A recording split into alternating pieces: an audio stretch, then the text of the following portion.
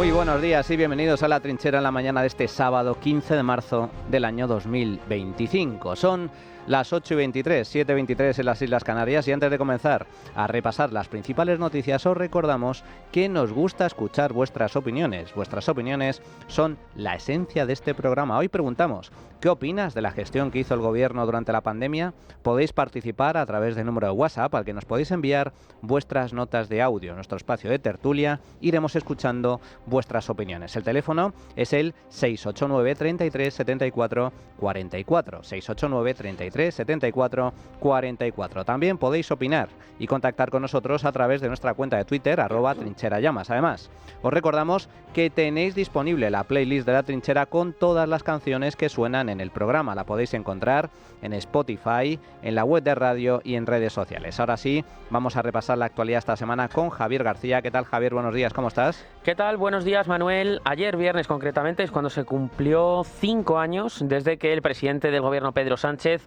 decretó el estado de alarma con motivo de la propagación del COVID-19, el 14 de marzo del año 2020.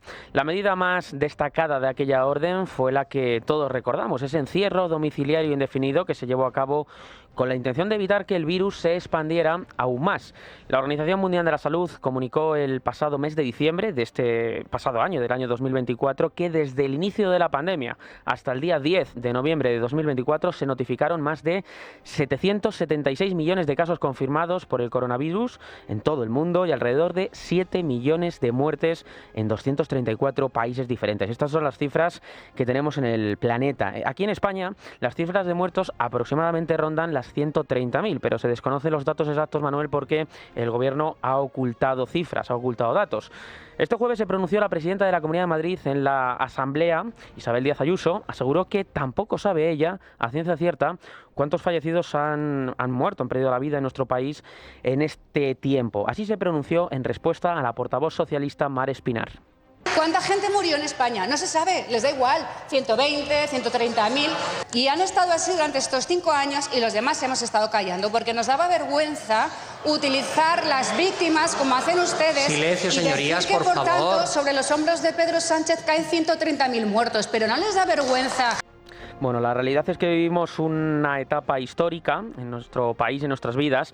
El presidente del gobierno decretó el estado de alarma el 14 de marzo, como decimos. La población, sin embargo, nunca imaginó la trascendencia que ello podía tener. A partir de ese día y de forma casi inmediata, el planeta se frenó. El reportaje es de Adrián Pajares.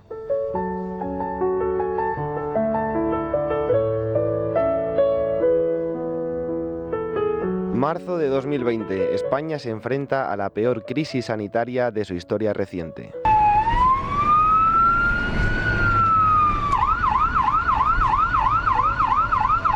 Nuestras vidas cambiaron, perdimos familiares, amigos, seres queridos, vimos las calles vacías, supermercados abarrotados por un rollo de papel higiénico, faltaban mascarillas, llegó el teletrabajo, la incertidumbre, nos prohibieron salir a la calle o mismamente el gobierno intervenía precios y nuestro día a día. Pero más allá del virus, Pedro Sánchez dejó una pandemia de mentiras, improvisación y restricciones inconstitucionales. España no va a tener, como mucho, más allá de algún caso diagnosticado.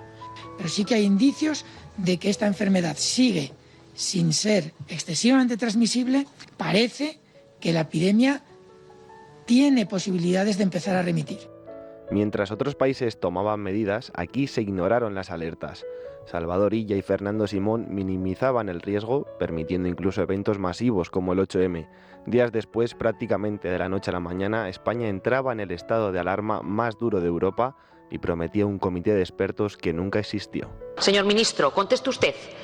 ¿Había comité de expertos o no había comité de expertos? Y si no había comité de expertos, ¿quién ha tomado las decisiones? Porque entonces estamos ante decisiones políticas. ¿Qué pasa con el comité de expertos? ¿Porque las cosas existen o no? ¿Ustedes tomaron el pelo a todos los españoles? No se creó un comité al margen de la administración pública, del Ministerio de Sanidad. Mentira, no había comité, solo decisiones políticas. Se persiguió a ciudadanos que paseaban o protestaban, se vetó información y se impusieron medidas que el Tribunal Constitucional acabaría declarando ilegales.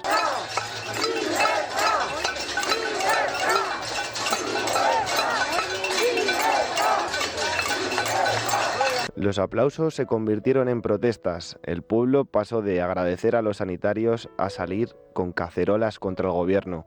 5 años después queda el recuerdo de una gestión llena de contradicciones y restricciones injustificadas, porque el virus mató, pero la negligencia también.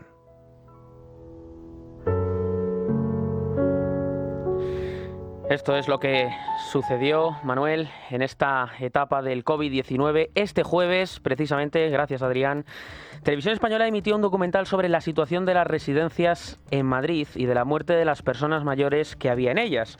El documental se centró en atacar a la presidenta madrileña por los fallecidos en la primera ola de la pandemia, mostrando puntos concretos, entre otros, de la comisión de investigación que se realizó y se llevó a cabo en la Asamblea de Madrid.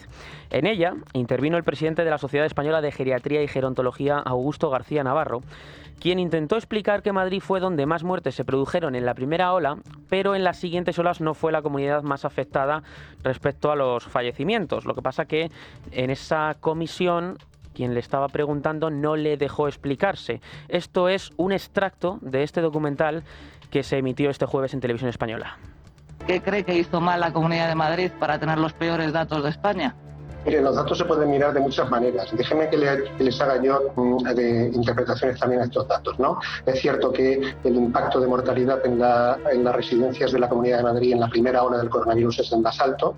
Ahora, si sumamos ya 3 olas, no es así. Sería el más alto el de Cataluña. Sí, pero estamos hablando, aquí esta comisión es de la primera ola del coronavirus, lo que pasó hasta el día 5 de abril. ¿Por qué cree que la mortalidad es el doble que la segunda comunidad y que el 20% de las personas que vivían en residencias de la Comunidad de Madrid fallecieran? Si lo hacen en relación a la población total, hay otras comunidades que tienen más mortalidad que Madrid.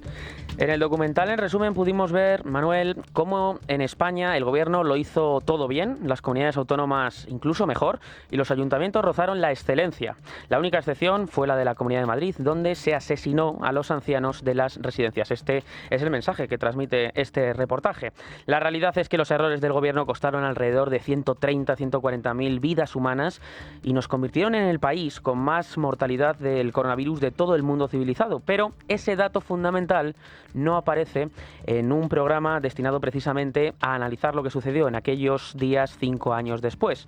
En realidad, el espacio ideado por Televisión Española fue simplemente el pretexto para introducir un documental elaborado con clara intencionalidad política contra Isabel Díaz Ayuso. La misma presidenta estuvo ayer viernes en la cadena COPE, explicó, por ejemplo, que esa cifra que da nombre al documental, 7.291 de las víctimas que se produjeron en la Comunidad de Madrid, supuestamente, dice Ayuso, que es falsa. Creo que lo de echarse muertos, lo he dicho estos años, es lo peor que se puede hacer.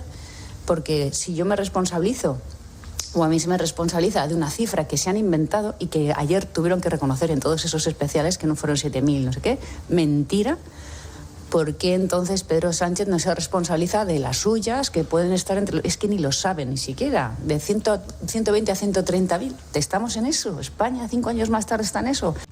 De hecho, la Comunidad de Madrid se va a querellar contra la portavoz del Grupo Municipal Socialista en el Ayuntamiento de Madrid, Reyes Maroto, por decir en declaraciones a los medios de comunicación ayer esto, que fueron 7.291 víctimas o personas mayores, dijo, asesinadas durante la pandemia en las residencias de la región.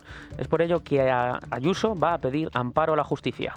La dirigente del PSOE en el Ayuntamiento de Madrid nos ha acusado de asesinos. Eso significa que ha habido geriatras y que ha habido sanitarios que en las residencias han asesinado, porque nosotros no hemos podido ir uno a uno, luego hemos tenido que tener colaboración de sanitarios, de personas que dieron su vida y se expusieron en los momentos más difíciles de la pandemia para salvar a las personas mayores de las residencias por quienes se desviven. Es gravísimo ese tipo de acusaciones y por eso también vamos a acudir a la justicia para pedir amparo, ya no para nosotros, sino para esos profesionales que no tienen por qué seguir escuchando esos ataques. También se han pronunciado desde el gobierno después de la emisión de este documental del jueves, que ha generado mucha polémica en las últimas horas. Óscar López, ministro para la Transformación Digital y de la Función Pública, esto dijo en Radio Nacional. no me manden a los pacientes a mis hospitales porque no les voy a atender. Eso fue lo que dijo la Comunidad de Madrid. Yo lo lamento, yo entiendo que la mala conciencia persiga a Ayuso, pero creo que el camino es el contrario, es asumir responsabilidades, es pedir perdón a las víctimas, no es tratar de ocultar y encima perseguir otra vez a las víctimas como está haciendo en este momento. Hubo una decisión política, firmada, enviada, que por supuesto se aplicó. Es más, insisto, hay un momento de la declaración, hay un momento del documental que lo resume todo, cuando los propios responsables de la residencia reconocen que, por supuesto, cuando tenía un seguro privado se llamaba con toda normalidad a su hospital privado. Y Óscar López también dijo que Ayuso tiene que dimitir. De cada 4 madrileños anoche vieron el documental. Imagínese usted si hay interés. Hay muchísimo interés. Por lo tanto, no se entiende esa polémica de ocultación, de negación y de persecución a las víctimas que viene haciendo el gobierno de la señora Ayuso. Yo he dicho, lo reitero hoy, estoy absolutamente convencido de que la señora Ayuso, por aquello que pasó, tiene que hacer 2 cosas. La primera es pedir perdón y la segunda es abandonar su puesto, porque creo que es absolutamente incompatible gobernar con esa falta de empatía con personas que pasaron por lo que pasaron. Esto es lo que dice el gobierno. Manuel, por cierto, un último sonido respecto a este tema, porque ayer se pronunció el director del Centro de Coordinación de Emergencias y Alertas Sanitarias. Hablamos de Fernando Simón. Admitió que se podría haber, dijo literalmente, afinado mejor con las medidas de salud pública que se implementaron durante la pandemia. Lo que se hizo con la información disponible en aquel momento era correcto. Sí que es verdad que hemos aprendido que las medidas de salud pública que se implementaron en aquel momento, como mejor se podían implementar, se podrían afinar mejor, se podrían aplicar de otra manera, pero en aquel momento no se podía. Un confinamiento como el que se hizo, quizá más suave en algunas situaciones, en algunas circunstancias. No tiene sentido que una persona que vive sola en el monte esté confinado en su casa. Esto dijo ayer Fernando Simón, la misma persona que en 2020, cabe recordar, aseguró que España no va a tener como mucho más allá de algún caso diagnosticado. Sois basura. Basura política, de la peor calaña. Terrible todo lo que pasó en España con el tema de la pandemia. Inacción total y absoluta. Fernando Simón dando lecciones 5 años después. Se ha marcado un programa en el programa de Jordi Évole para blanquear la figura de Fernando Simón y Salvador Illa, entonces ministro de Sanidad en España, responsables ambos de la inacción que se llevó a cabo en España durante la pandemia. Cuando en Italia se estaban muriendo a centenares en los hospitales, en este país no se hacía nada. No se cerraban las fronteras, no se cerraban los aeropuertos. Se decía que tan solo iba a haber 1 o 2 casos. Que la cosa estaba controlada, que la gente estuviera tranquila, que no compraran mascarillas, que no pasaba nada. En febrero, en marzo, cuando había alertas a nivel internacional de que era urgente tomar medidas de prevención, que había que comprar material, que había que cerrar colegios y residencias, que había que prohibir eventos masivos. Pues no. ¿Por qué? ¿Por qué el gobierno se negó durante semanas a hacer nada a pesar de que tenían la información? A pesar de que sabían el riesgo. El 8M, amigos. Había que celebrar el aquelarre feminista. Las ministras del gobierno acudieron al 8M. No sé si os acordáis, pero había imágenes en donde algunas de esas ministras iban con guantes. ¿Con guantes? ¿Por qué? ¿No decían que no había peligro de ningún tipo? La propia Yolanda Díaz reconoció años después que el 15 de febrero ya era perfectamente consciente de la que se nos venía encima. Y el gobierno, insisto, no hizo nada. Eso costó miles de vidas. Miles de vidas. ¿Y quién fue el primero en actuar? ¿El primero en tomar medidas? ¿El primero en dar la voz de alarma? La Comunidad de Madrid. No fue el gobierno de España. Y cuando actuó el gobierno de España, además de actuar tarde, actuó mal, decretando un estado de alarma inconstitucional y otro, posteriormente, también inconstitucional. Y llevando a cabo una gestión nefasta a todos los niveles. Asumió competencias de las comunidades autónomas, todas y cada una de ellas, sin tener capacidad para ello. Entre otras cosas, se pusieron desde el Ministerio de Sanidad a comprar material sanitario. No sabían, porque llevaban años sin hacerlo. Y eso hizo que se retrasara la llegada de material sanitario urgente a los hospitales, a las residencias, durante semanas. Eso también costó muchísimas vidas. Esa fue la nefasta gestión del gobierno de Sánchez. La peor gestión del mundo civilizado, la peor gestión del mundo libre, junto con Argentina. Y luego nos encerró en casa durante meses. El mayor confinamiento del mundo libre fue en España. La mayor crisis económica del mundo libre fue en España. La mayor tasa de letalidad en la primera ola de la pandemia fue en España. ¿Y qué hacen ahora? Utilizar las víctimas con fines políticos. ¿Para qué? Para atacar al principal rival político que tiene Pedro Sánchez, que se llama Isabel Díaz Ayuso. Basura. Sois basura. Y esta semana se ha celebrado, cambiamos de asunto, la primera sesión de control al gobierno del mes, aunque eso sí sin la presencia del presidente Pedro Sánchez, que estaba de viaje oficial en Finlandia y en Luxemburgo.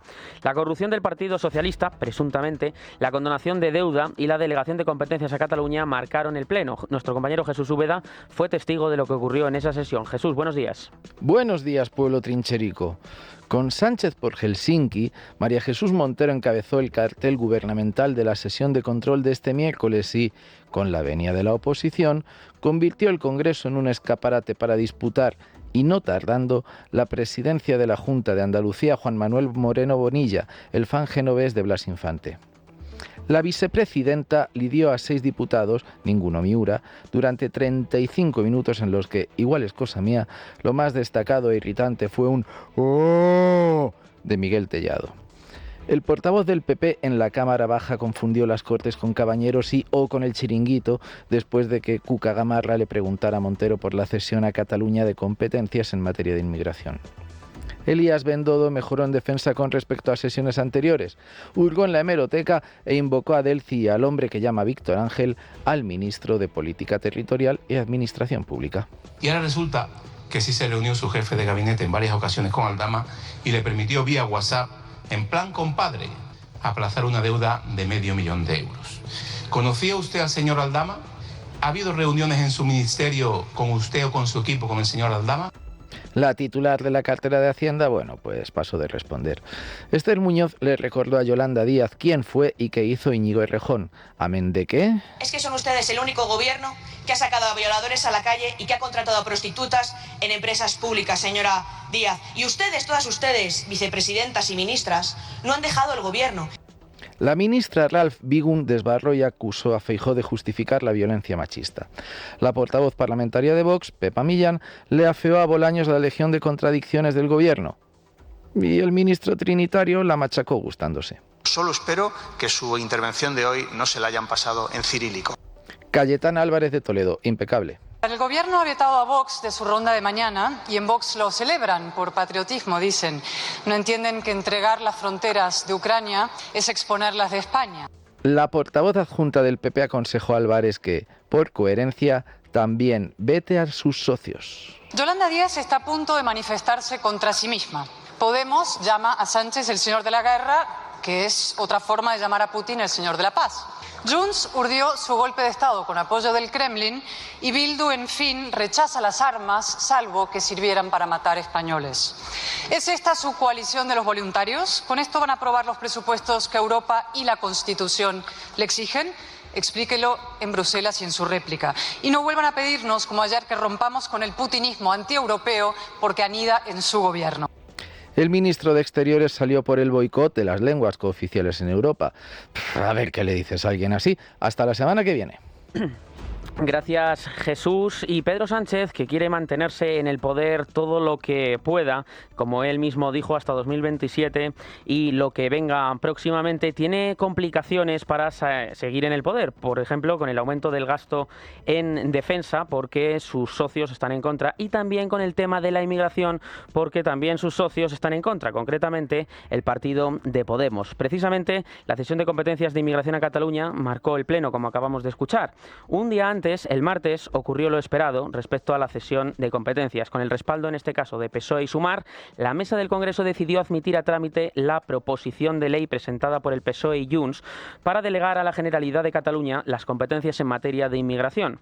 El texto plantea que Cataluña asuma funciones clave en la gestión migratoria, incluyendo el control de fronteras para la devolución de inmigrantes, la gestión de permisos de residencia, la administración de los centros de internamiento de extranjeros y la coordinación de la seguridad en puertos y aeropuertos mediante los Mossos d'Esquadra en colaboración con la Policía Nacional y la Guardia Civil. El Gobierno defiende lo que ha denominado en estas últimas semanas delegación de competencias como un refuerzo del autogobierno catalán dentro del marco constitucional, amparándose en el artículo 150.2 de la Carta Magna. En este artículo, que permite al Estado delegar supuestamente competencias exclusivas a las comunidades autónomas mediante una ley orgánica. Sin embargo, tanto el PP como Vox han calificado la iniciativa de inconstitucional. Tampoco, como hemos comentado, sus socios de Podemos estarían a favor, aunque Junts cree que próximamente Podemos puede dar su voto a favor. No solamente ellos están en contra, PP, Podemos, también Vox. Pepa Millán, portavoz.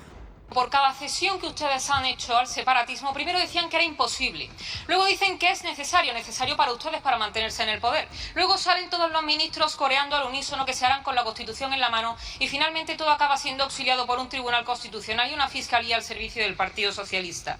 La misma fiscalía que tiene a su jefe imputado precisamente por este hecho y que pide la aplicación de la amnistía al mismo prófugo que a ustedes les da órdenes. Por su parte, el presidente de la Generalidad, Salvador Illa, aseguró este miércoles que su gobierno podrá hacer un buen trabajo con la delegación de competencias en materia de inmigración. Illa también se refirió y defendió la gestión de Rodalies ante los portavoces de Junts y Esquerra. Resolver Rodalies no será fácil. Resolver Rodalies no será fácil, pero lo resolveremos. Estamos trabajando en 3 frentes que ya habían iniciado gobiernos anteriores. Por cierto, con inversiones desde 2018 importantes de más de 3.700 millones de euros en adjudicaciones, con presidencias de Renfe, efectivamente, de 2 compañeros de mi formación política. Compra de material rodante que a partir de principios del año que viene, siendo austeros, se podrán fabricar en Cataluña, se pondrán en marcha y con un cambio en la gobernanza. Y amb un canvi a la governança. Por cierto, fuentes jurídicas consultadas por esta casa, por Libertad Digital, aseguran que la seguridad de Pedro Sánchez sobre la cesión de la inmigración y del control de fronteras a Cataluña obedece a la consulta previa que ha efectuado a Cándido Conde Pumpido. El presidente del Tribunal Constitucional ha garantizado a Pedro Sánchez que es constitucional la constitucionalidad de la norma que ha pactado con el prófugo Carles Puigdemont. Y también, quienes han pronunciado esta semana han sido un centenar de policías y guardias civiles. Se concentraron en los alrededores del Congreso de los Diputados para protestar contra una cesión que dice que les humilla. Cuesta creer que un grupo de independentistas sean acompañados por el propio presidente del Gobierno de España en su aventura de desguazar el Estado y sus instituciones. No tiene sentido que desde la Moncloa se atente contra la Constitución y nuestro ordenamiento jurídico. No es Cataluña lo que está en juego, se está yendo España. España se está yendo y esto es una locura. Tiene que decir el señor Marlaska, porque ni está ni se le espera. Ha comparecido con palabras ambiguas y sin la determinación que exige su cargo. No actúa ni como ministro ni como juez. Esto respecto a esa cesión, una más, del Gobierno de España a los separatistas catalanes. Pero respecto a la inmigración, hay más temas, porque el pasado lunes se reunió el Gobierno central con el Gobierno de Canarias para analizar la situación actual y el reparto de los menores inmigrantes. Después de la reunión entre la vicepresidenta primera del Gobierno, María Jesús Montero, y el presidente de Canarias, Fernando Clavijo, las 2 administraciones han acordado volver a reunirse esta próxima semana, ya sea por teléfono o por videoconferencia. Para ese momento, desde el Ejecutivo canario, esperan tener un texto cerrado con el Gobierno sobre el reparto de 4.000 menores inmigrantes no acompañados desde el archipiélago canario hasta el resto de autonomías. Bueno, yo la verdad es que creo que sí, que efectivamente ha sido fructífera. La vicepresidenta primera, hemos hablado de muchos asuntos porque hemos tenido que ir viendo todos los aspectos de la agenda canaria. Hay uno primordial, ¿no? Y es la necesidad urgente de la modificación legislativa para la atención a los menores extranjeros no acompañados. Es un asunto que está en la agenda canaria.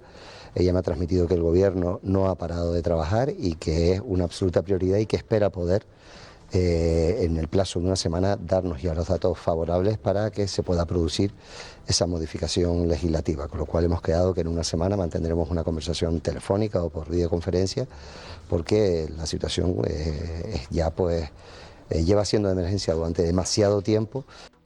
Y un apunte más, mientras tanto, la Fiscalía y la Abogacía del Estado esta semana se han mostrado a favor de que el fugado Carles Puigdemont se le aplique la ley de amnistía en el delito de malversación. Así lo señalaron en la vista pública celebrada el pasado lunes en el Tribunal Supremo para estudiar los recursos del expresidente catalán y más exconsejeros. Esta semana, además, también se va a publicar una entrevista en La Sexta. María Jesús Montero ha dicho y le ha dicho a Jordi Évole que cuanto antes se le aplique la amnistía a Puigdemont, mucho mejor.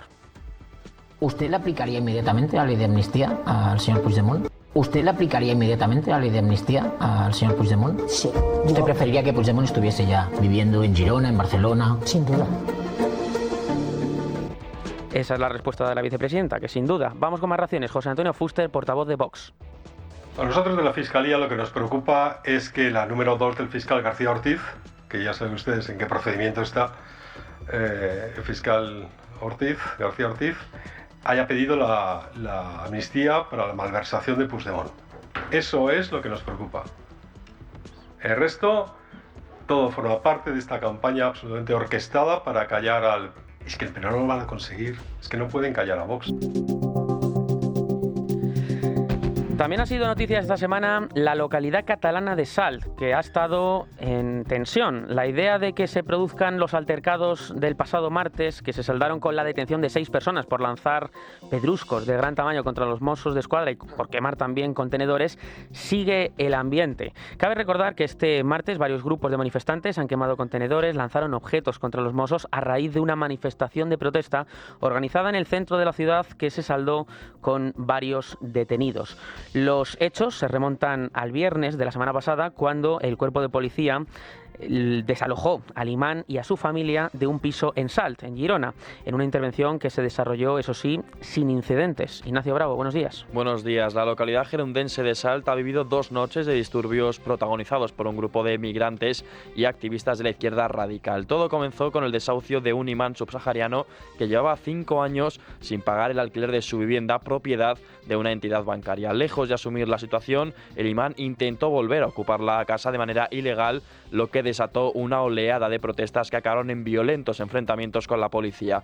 La izquierda ha intentado disfrazar lo ocurrido como una protesta en defensa del derecho a la vivienda y contra la especulación inmobiliaria. Sin embargo, la realidad ha desmontado este discurso. El imán ni siquiera cumplía los requisitos de vulnerabilidad para acceder a una vivienda social. A pesar de ello, el Ayuntamiento de Salt, gobernado por Esquerra, ha facilitado un alojamiento para su familia, una concesión que no ha servido para calmar los ánimos de los manifestantes. A pesar de los graves incidentes, la familia del imán involucrado ha rechazado que estuvieran relacionados con su desalojo.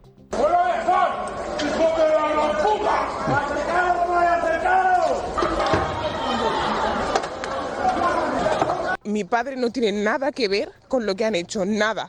No tenemos nada que ver, ni yo, ni mi familia, ni mis hermanos. Y nosotros, mis hermanos pequeños, sufro más por ellos que por toda la otra gente que ha estado haciendo gilipollas aquí. No hemos querido que lo hagan, lo han hecho porque han querido ellos. El primer episodio de disturbios se produjo el lunes, cuando unas 200 personas se congregaron frente a la comisaría de los Mossos d'Esquadra, lanzando piedras y huevos contra los agentes. La situación escaló rápidamente y obligó a la policía a desplegar unidades antidisturbios para controlar la revuelta. Lejos de apaciguarse, la violencia continuó el martes con la participación de encapuchados que atacaron a las fuerzas de seguridad, quemando contenedores y causando destrozos en el mobiliario urbano. La policía ha informado de al menos 6 detenidos y un agente herido leve. La respuesta del consistorio de RC ha sido cuestionar los desahucios de entidades bancarias y fondos de inversión en lugar de condenar la violencia, una actitud que no ha hecho más que aumentar la indignación de los vecinos, cansados de un modelo que parece beneficiar a cientos colectivos en detrimento de los ciudadanos que cumplen con sus obligaciones. Yo llevo aquí muchos años, llevo 40 años y nada que ver. Yo la sensación que tengo de que estoy viviendo en un país extranjero.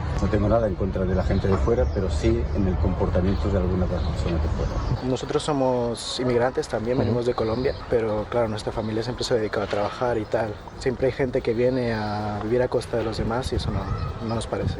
Mi hija va al instituto y ella es única española, que no hablan ni el castellano ni el catalán, ni entienden nada, ni obedecen, ni insultan, faltan el respeto, lo mínimo no lo tienen. Bueno, pues esto es España hoy, y especialmente Cataluña.